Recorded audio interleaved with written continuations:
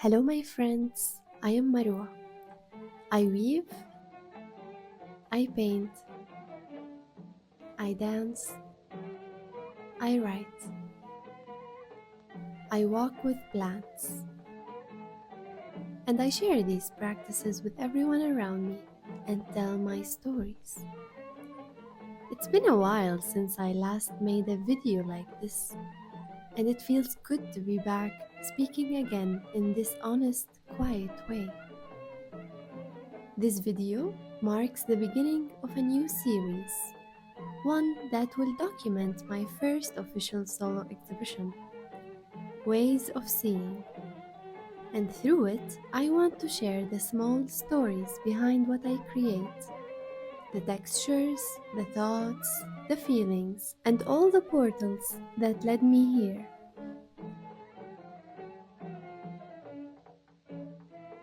But before I speak about the exhibition, I want to begin with something more personal. It was my 30th birthday at the beginning of summer. Now, for a long time, I felt weird about celebrating myself. Birthdays were always a little complicated, full of expectations, awkwardness, and a strange pressure to feel joy. But this year, something felt different. Maybe it's the slowness I've been cultivating in my life. Maybe it's the clarity that comes after unlearning so much. Or maybe it's the feeling of being held gently by the people I've come to trust. But I will walk you through how I got here.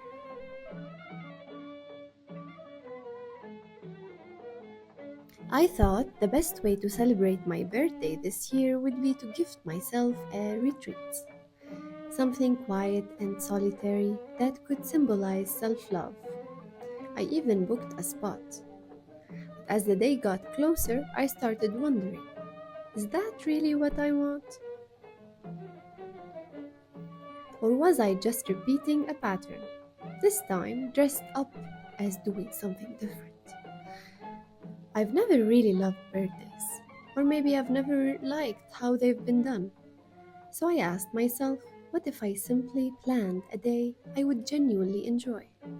What if I let it be shaped by what feels right instead of what's expected?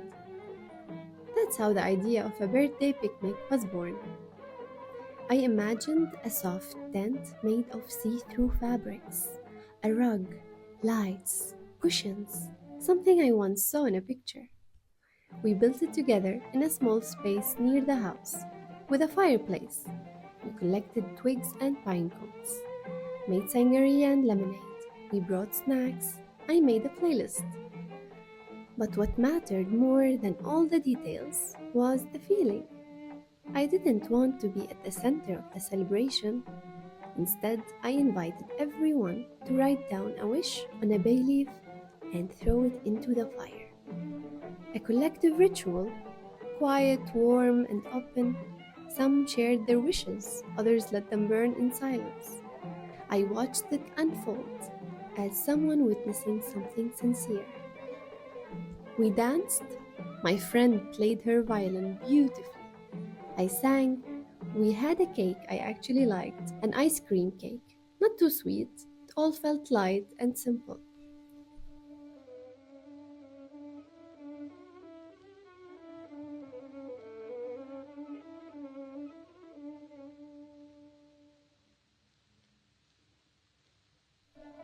The day before, I had joined a strawberry tart making workshop in my neighbor's space, the same one I held basket weaving workshops during summer. I'll tell you more about it later. They sang for me when I mentioned my birthday. I brought one of the tarts to the picnic the next day.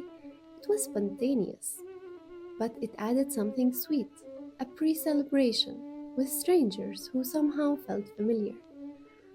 Later, my family in Syria called.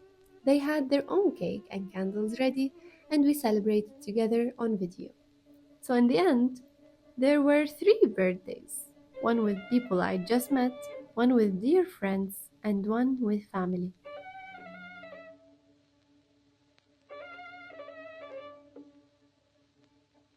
I realized through all of this that maybe my hesitation around birthdays is the same reason I resisted the idea of exhibitions for so long.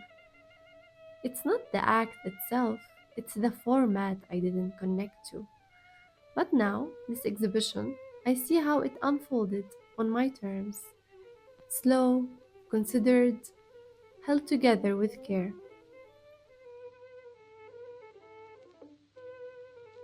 There was a tea bag making station with local seasonal herbs. There was a museum like station showing my tools and a short film of how I make my own paint. There was the paintings and other creations too. We can rewrite the script. We can create our own rituals. We can make something new the norm. Or maybe allow each year, each project to bring its own way. The important part is to notice when we are repeating old stories and to give ourselves permission to try telling ourselves a new one. No big resolutions here, just a soft experiment, one that made me feel this time like it really was a celebration. Today I shared something personal, a birthday celebration that became a quiet breakthrough about rewriting old narratives, about joy, intention, and the beauty of doing things differently. And strangely enough, it helped me see how I want to reshape everything I do. In the coming episodes, I'll be sharing about the pieces that was part of the exhibition, my baskets, my beadwork, prints and postcards from paintings, stories behind pigments, stitches and ideas, how I'm working with a space, what it feels like to organize something like this for the first time, and how the exhibition unfolded, not just as an artist, but as a person navigating it all in her own rhythm. Thank you for being here. I'll see you in the next episode.